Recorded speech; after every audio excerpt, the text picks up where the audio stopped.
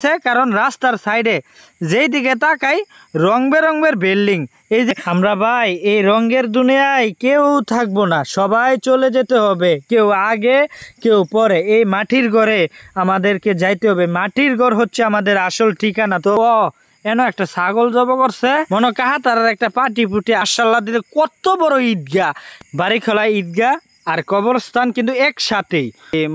এই মরা লাশটা নিয়ে যেতে পারে কান্দ করে এই কবরস্থানের ভিতরে। খারাপ লাগবে আমি জানি, মনে কি আপনাদের কারো বাবা শুয়ে আছে, কারো মা শুয়ে আছে।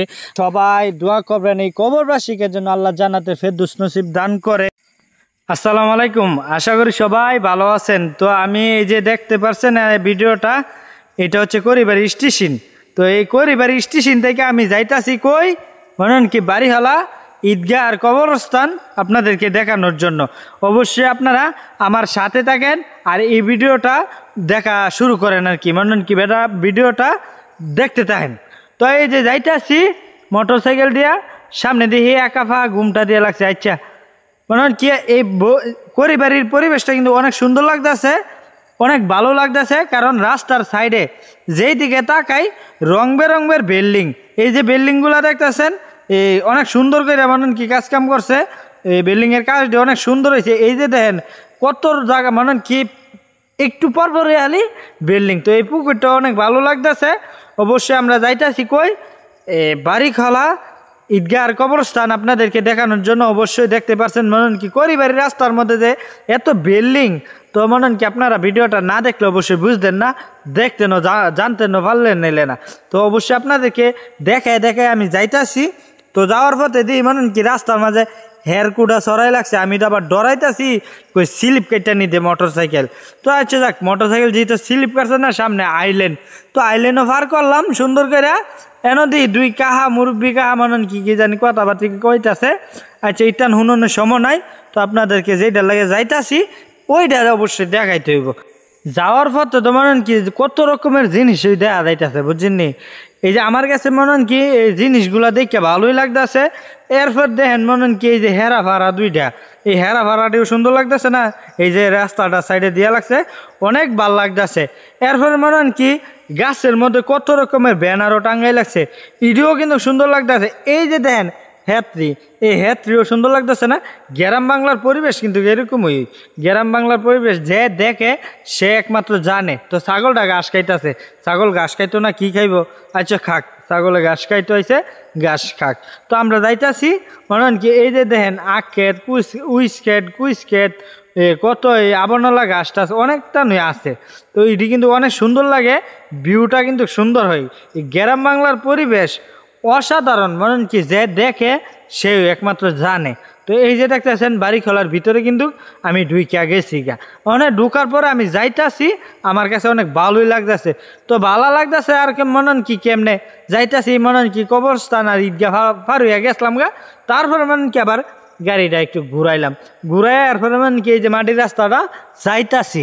তো এই যে দেন পাপ্পা গাছ, ডাগা গাছ, কলা গাছ, তারপর আম গাছ, জাম গাছ, কত সুন্দর লাগতেছে গ্রামের পরিবেশ। আচ্ছা বাড়িহলার এই রাস্তাগুলো কিন্তু আসলে অনেক সুন্দর লাগতেছে।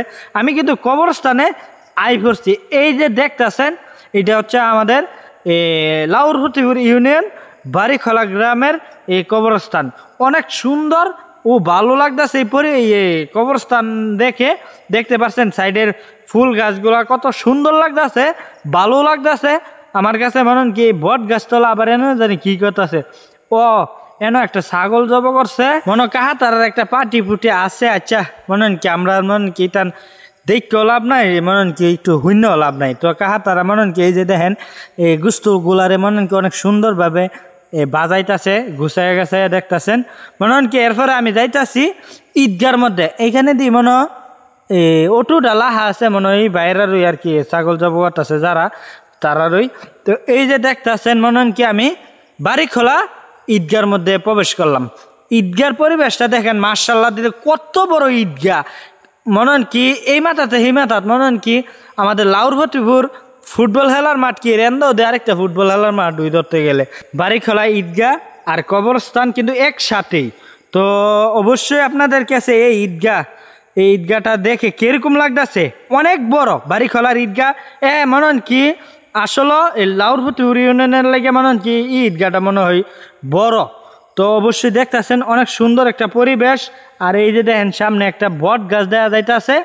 বট গাছটা আপনাদের কাছে কিরকম লাগতেছে? এটা কি বট গাছ না কি গাছ? না কদম গাছ। কদম গাছ তো অনেক বড় গাছটা। এই যে দেখেন এটা হচ্ছে এই বাড়িখোলার কবরস্থান। এই যে আমি ভিতরে ঢুকতেছি আপনাদেরকে দেখানোর জন্য। বাড়িখোলা কবরস্থানটা কিন্তু আসলে অনেক সুন্দর। এই যে দেখতে পাচ্ছেন মাঝেটা, কবরস্থানের মাঝেটা একটা ডালাই রাস্তা কত সুন্দরভাবে করে দিছে। তারপরে সাইডে আপনার ফুল গাছগুলো অনেক সুন্দর লাগতেছে, সিরিয়াল ধরে সোজা করে লাগাইছে। এই যে দেখতেছেন ডালাইয়ের রাস্তাটা মনে হয় কি চতুর্দিকে যাওয়ার একটা মনে হয় কি পথ আর কি। অনেক সুন্দরভাবে যেন মানুষে এই মরা লাশটা নিয়ে যেতে পারে কান্দ করে এই কবরস্থানের ভিতরে। যার যেই সাইড পছন্দ হয়, যার যেই সাইড ভালো লাগে ওই সাইডে যেন কবর দিতে পারে। এই রাস্তাটা কিন্তু অনেক সুন্দরভাবে দেওয়া হয়েছে। তো আমি জানি বাড়িখোলার যেই ভাই ও বন্ধুরা অবশ্যই এই ভিডিওটা দেখতেছেন, আমি জানি আপনাদের কাছে অনেক অনেক খারাপ লাগবে। আমি জানি মনে হয় কি আপনাদের কারো বাবা শুয়ে আছে, কারো মা শুয়ে আছে। আমি জানি কারো বাবা মার জন্য অনেক খারাপ লাগতেছে, কারো দাদা দাদির জন্য খারাপ লাগতেছে, কারো ভাই বোনের জন্য খারাপ লাগতেছে। কারণ আমি জানি এই কবরের মধ্যে যারা শুয়ে আছে সবাই দোয়া করবেন এই কবরবাসীকে যেন আল্লাহ জান্নাতে ফেরদৌস নসিব দান করে। আমরা ভাই এই রঙের দুনিয়ায় কেউ থাকবো না, সবাই চলে যেতে হবে, কেউ আগে কেউ পরে। এই মাটির ঘরে আমাদেরকে যাইতে হবে। মাটির ঘর হচ্ছে আমাদের আসল ঠিকানা। তো মাটির ঘরের কথা সবাই স্মরণ রাখবেন, দুনিয়াতে ভালো কিছু করার চেষ্টা করবেন। বাড়িখোলা ঈদগাহ আর কবরস্থান আপনাদেরকে দেখাইলাম। অবশ্যই বাড়িখোলা ঈদগাহ আর কবরস্থান কিরকম লাগছে, ভিডিওটা যদি ভালো লেগে থাকে অবশ্যই শেয়ার করে অন্যকে দেখার সুযোগ করে দিবেন। সবাই ভালো থাকবেন, সুস্থ থাকবেন আর লাকি ইসমাইল পেজটা ফলো দিবেন।